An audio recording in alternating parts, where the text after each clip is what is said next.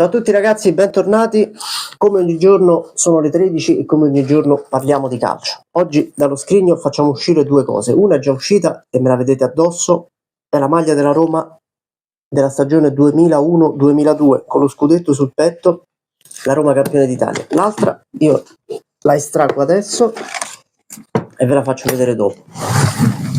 Nell'estate del 2001 la Roma è probabilmente la squadra più forte che ci sia in Italia. Intanto ha l'allenatore migliore dell'epoca in Italia, che è Fabio Capello, ha vinto uno scudetto straordinario dopo 18 anni di attesa, ha una squadra eccezionale soprattutto negli 11 e ha aggiunto a tutto questo due acquisti.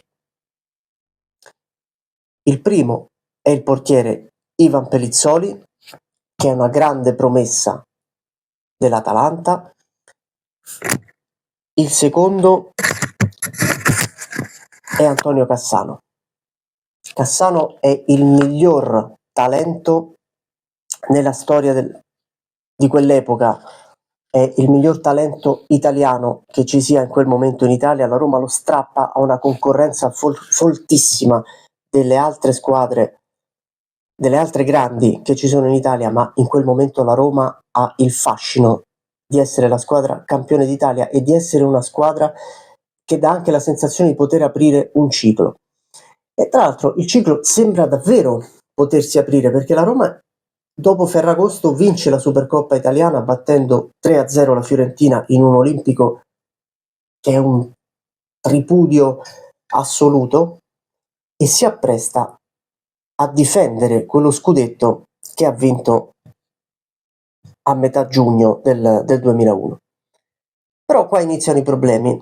Adesso io non ricordo esattamente che cosa fosse successo, ricordo che c'era a Roma in quel momento una sorta di un po' di appagamento, un po' di estasi ancora da scudetto, forse perché lo scudetto della Roma è quello che è durato meno, perché il campionato è cominciato a fine agosto e la Roma ha vinto lo scudetto il 17 giugno.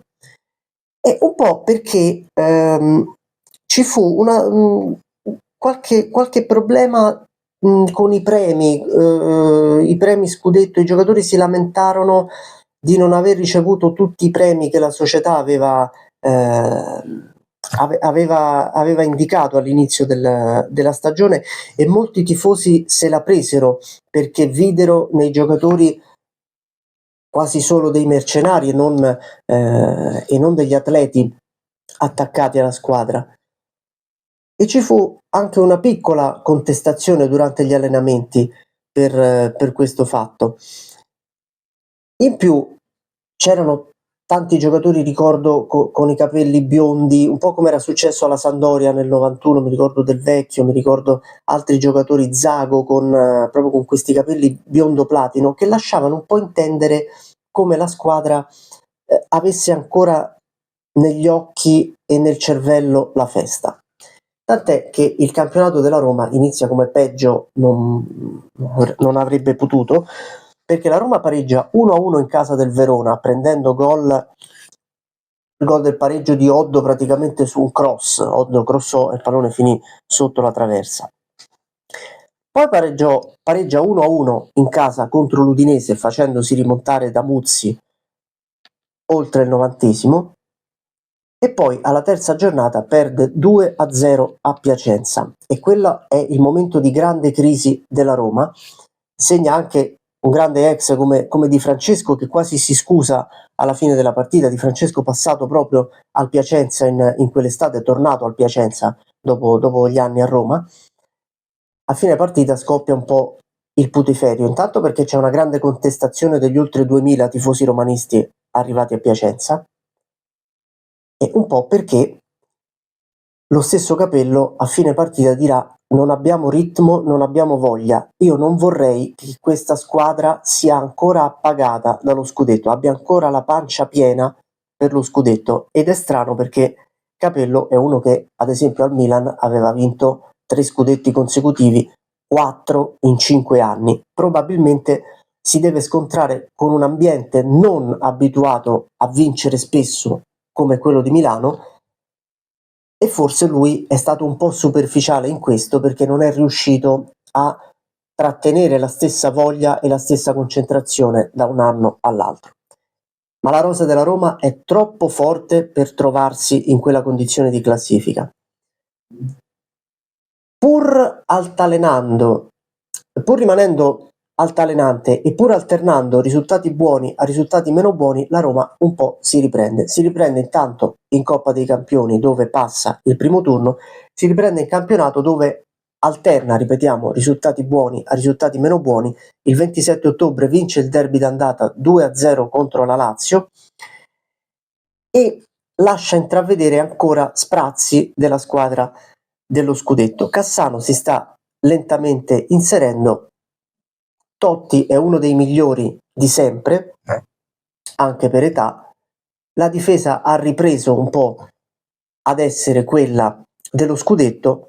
A centrocampo c'è un Emerson in più. Emerson era arrivato a Roma nell'estate del 2000 infortunato, aveva giocato la seconda parte di stagione lasciando intravedere comunque un grande potenziale. Nel 2001-2002 Emerson è il perno del centrocampo della Roma. La Roma vince 2-0 in casa della Juve, pareggia con l'Inter in casa, batte il Milan alla fine di dicembre, a metà dicembre, e torna prepotentemente in lotta per lo scudetto. Si capisce già che sarà una lotta a 3 con l'Inter, che sta andando benissimo, e con la Juventus. Inter, Roma, Juventus si giocano lo scudetto in 3 ed è una cosa che in Italia non avviene da tantissimo tempo.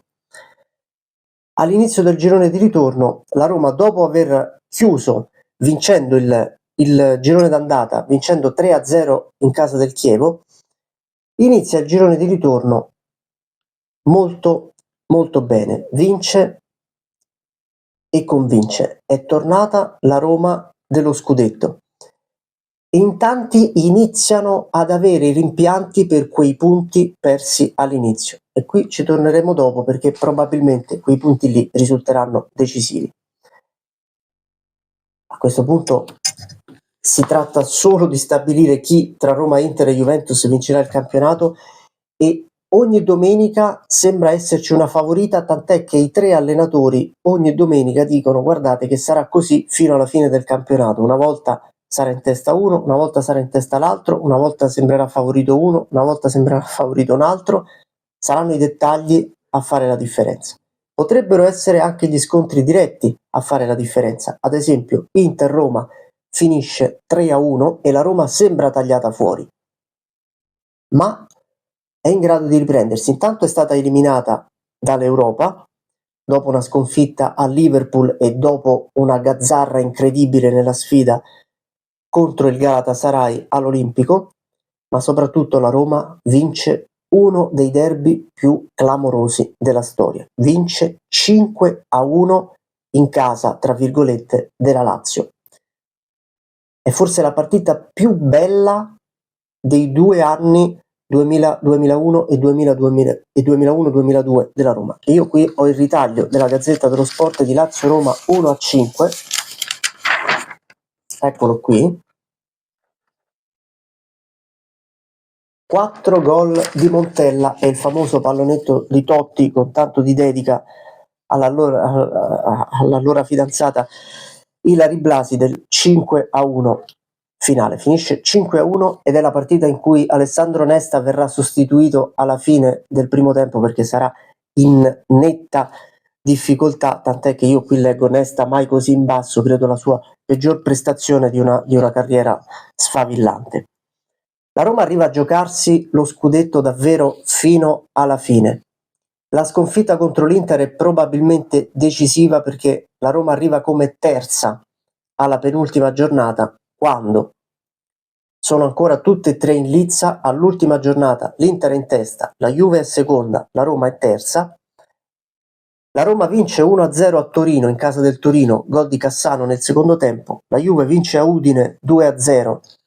L'Inter perde clamorosamente 4-2 contro la Lazio, perde lo scudetto e arriva addirittura terza, la Roma si classifica seconda ad un solo punto dalla Juventus e qui aumentano i rimpianti.